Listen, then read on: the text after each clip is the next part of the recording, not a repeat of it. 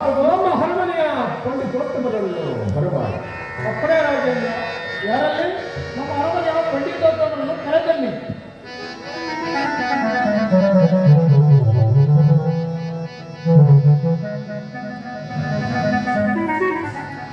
ಮಹಾರಾಜರೇ, ನಮ್ಮನ್ನು ಬರೆಸಿದ ಕಾರಣವೇನು?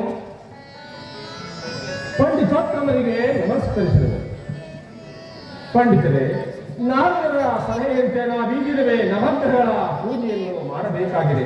ಅದಕ್ಕಾಗಿ ನೀವು ಒಂದೊಂದು ಗ್ರಹದ ವಿಚಾರವನ್ನು ತಿಳಿಸಬೇಕೆಂದು ತಮ್ಮಲ್ಲಿ ಬೇಡಿಕೊಳ್ಳಬೇಕು. ಆಗಬಹುದು ಮಹಾರಾಜರೇ. ಮಂತ್ರಿಗಳೇ, ಪೂಜಾ ಸಾಮಗ್ರಿಗಳು ಸಿದ್ಧವಾಗಲಿ. ಅಪ್ಪಣೆ ರಾಜೇಂದ್ರ. ಯಾರಲ್ಲಿ? ಪೂಜಾ ಸಾಮಗ್ರಿಗಳನ್ನು ತಗೊಂಡೆ.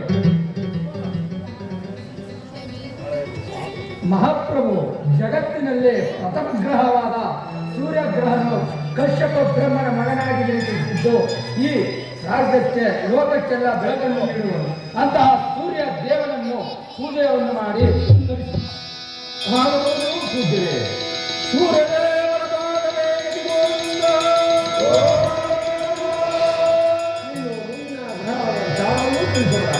ಎರಡನೇ ಗ್ರಹವಾದಂತಹ ಚಂದ್ರದೇವನು ಅತಿ ಶಾಂತ ಸ್ವರೂಪನು, ಸರ್ವ ಋಷಿಗಳ ಕನ್ಯೆಯಿಂದ ಜನಿಸಿದವರು.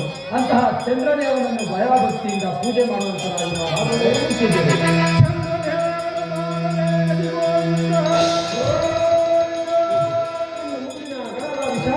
ತಿಳಿಸುವರಾಗಿ.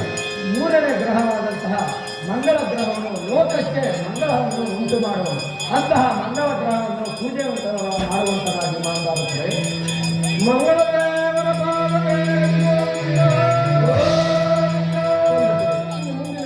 ವಿಚಾರವನ್ನು ತಿಳಿಸುವರಾಗಿ. ನಾಲ್ಕನೇ ಗ್ರಹವಾದಂತಹ ಬುಧ ಗ್ರಹ ಅತಿ ಬುದ್ಧಿವಂತನಾದಂತಹ ಬುಧ ಗ್ರಹವನ್ನು ಪಾತ್ರ ಸ್ವರೂಪನು. ಅಂತಹ ಬುಧ ಗ್ರಹವನ್ನು ಮಂಗಳಾರತವರ ಪಾತ್ರ ಸ್ವಭಾವದಿಂದ ಪೂಜೆ ಮಾಡುವ ಗುರುದೇವರ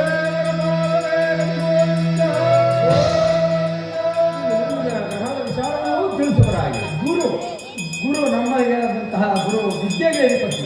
ಮತ್ತೆ ನಮ್ಮ ಗುರು ಸ್ಥಾನದಲ್ಲಿ ನಿಂತಿರುವಂತಹ ಗುರುವಿದೆ. ಮತ್ತೆ ಪೂಜೆಯನ್ನು ಮಾಡಿ ಮಂದಾರುತ್ತಾರೆ.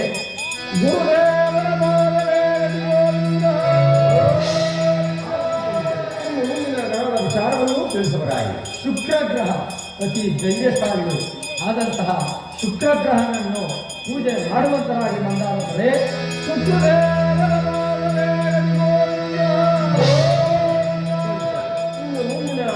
ವಿಚಾರವನ್ನು ತಿಳಿಸುವರಾಗಿ. ಏಳನೇ ಗ್ರಹವಾದಂತಹ ಶನಿ ರಾಜನು ಸೂರ್ಯ ಮತ್ತು ಛಾಯಾದೇವಿಯ ಪುತ್ರನಾಗಿ ಜನಿಸಿದ್ದು.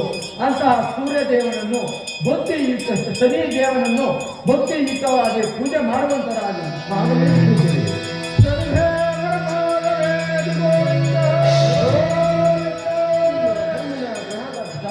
ತಿಳಿಸುವರಾಗಿ. 8 ಮತ್ತು 9 ಗ್ರಹಗಳಾದ ರಾಹು ಮತ್ತು ಕೇತು.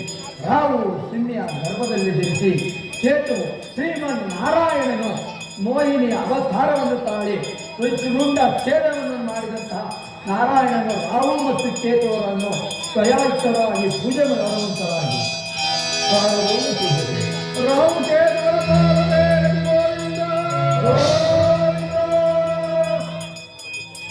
ಪಂಡಿತರೇ, ಈ ನವಗ್ರಹಗಳ ಕಥೆಯನ್ನು ಕೇಳಿ ನನಗೆ ಬಹಳ ಸಂತೋಷವಾಯಿತು. ಅಲ್ಲದೆ ಅವುಗಳು ಭಕ್ತಿಯಿಂದ ಪೂಜಿಸಿದ್ದೂ ಆಯಿತು. ಮಂತ್ರಿಗಳೇ, ಈ ಪಂಡಿತೋತ್ತಮರಿಗೆ ಗೌರವವನ್ನು ಸಲ್ಲಿಸಿ ಅವರ ಮನ ಮೆಚ್ಚುವ ಹಾಗೆ ಗೌರವವನ್ನು ಸಲ್ಲಿಸಿ ಕಳಿಸಿಕೊಡಿ. ಅಪ್ಪಣೆ ರಾಜೇಂದ್ರ.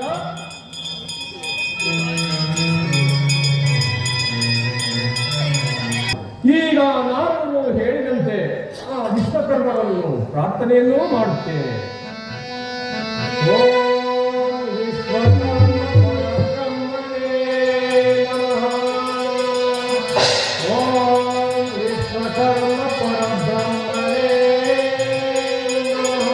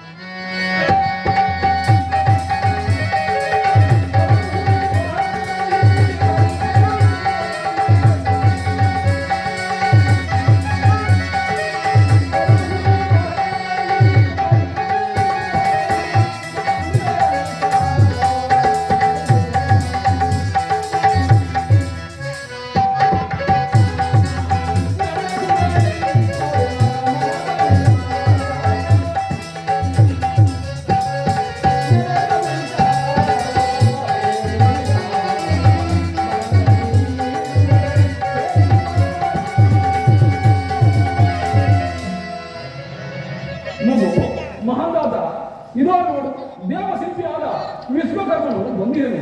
ನನ್ನಿಂದ ಏನಾಗಬೇಕು ತಿಳಿಸುವುದು. ದೇವ ದೇವ ದೇವ ಧನ್ಯನಾದ ದೇವ ಧನ್ಯನಾದೆ. ನಾನು ಒಂದು ನ್ಯಾಯ ತೀರ್ಮಾನ ಮಾಡಬೇಕಾಗಿದೆ ಪರಮಾತ್ಮ. ಅದಕ್ಕಾಗಿ ನಿಮ್ಮನ್ನು ಸ್ಮರಿಸಿದೆನು. ಏನು ನೀನು ನ್ಯಾಯ ತೀರ್ಮಾನ ಮಾಡಬೇಕು, ಅದು ಹೇಗೆಂದು ತಿಳಿಸಿದರೆ ನಾನು ನಿನಗೆ ಸಹಾಯ ಮಾಡುವೆನು. ಪರಮಾತ್ಮ, ವಿಧಿ ನಿಧಿಯರು ನನ್ನ ಆಸ್ಥಾನಕ್ಕೆ ಬಂದು ಯಾರು ಹೆಚ್ಚೆಂದು ಪ್ರಶ್ನಿಸಿದರು. ಅದಕ್ಕಾಗಿ ನಾನು ತೀರ್ಮಾನ ಮಾಡಬೇಕಾಗಿದೆ ಪರಮಾತ್ಮ. ಏನು ನೀನು ವಿಧಿ ನಿಧಿಯರ ನ್ಯಾಯ ತೀರ್ಮಾನ ಮಾಡಬೇಕೆ? ಇದು ಬಹು ಕಷ್ಟಕರವಾದ ಪ್ರಶ್ನೆಯಾಗಿದೆ ಮಗು. ಈಗ ನನ್ನಿಂದ ನೀನು ಏನನ್ನು ಅಪೇಕ್ಷಿಸಿದೆ ಪರಮಾತ್ಮ? ಅತ್ಯಂತ ಕಾಂತಿಯುಳ್ಳ ಲೋಹ ಯಾವುದು? ಅತ್ಯಂತ ಕಾಂತಿಯುಳ್ಳ ಲೋಹ ಸುವರ್ಣ. ಅತ್ಯಂತ ಕಾಂತಿಹೀನವಾದ ಲೋಹ, ಅತ್ಯಂತ ಕಾಂತಿಹೀನವಾದ ಲೋಹ ಕಬ್ಬಿಣ. ಪರಮಾತ್ಮ, ಸುವರ್ಣ ಕಬ್ಬಿಣ, ಸುವರ್ಣ ಕಬ್ಬಿಣ. ಪರಮಾತ್ಮ, ನನಗೆ ಸುವರ್ಣದಲ್ಲಿ ಒಂದು ಪೀಠ, ಕಬ್ಬಿಣದಲ್ಲಿ ಒಂದು ಪೀಠ, ಎರಡು ಪೀಠಗಳು ಒಂದೇ ಚರಣವಾಗಿರುವ ಹಾಗೆ ನೀನು ನನಗೆ ರಚಿಸಿಕೊಟ್ಟರೆ ನಾಳೆ ಆ ವಿಧಿ ನಿಧಿಯರ ನ್ಯಾಯ ತೀರ್ಮಾನ ಮಾಡುತ್ತೇನೆ ಪರಮಾತ್ಮ. ಮಗು ಮಹಾಂದಾಟ, ನೀನು ಹೇಳಿದಂತೆ ಎರಡು ಪೀಠಗಳನ್ನು ಸಿದ್ಧಪಡಿಸಿಕೊಡುತ್ತೇನೆ. ಆದರೆ ಅದರಿಂದ ಆಗುವ ಆಪತ್ತೆ ಬರಲಿ, ಸಂಪತ್ತೆ ಬರಲಿ, ಧೈರ್ಯವಿರದೆ ನಾನು ಸ್ವೀಕರಿಸುತ್ತೇನೆಂದು ನೀನು ನನಗೆ ವಚನ ಕೊಡಬೇಕು ಪರಮಾತ್ಮ. ಅದರಿಂದ ನನಗೆ ಆಪತ್ತೇ ಬರಲಿ, ಸಂಪತ್ತೇ ಬರಲಿ, ನಾನು ನನ್ನ ಸತ್ಯ ಧರ್ಮದಿಂದಲೇ ಜಯಿಸುತ್ತೇನೆ ಪರಮಾತ್ಮ. ಇದಕ್ಕೆ ಆ ಸೂರ್ಯ ಚಂದ್ರವೇ ಸಾಕ್ಷಿ.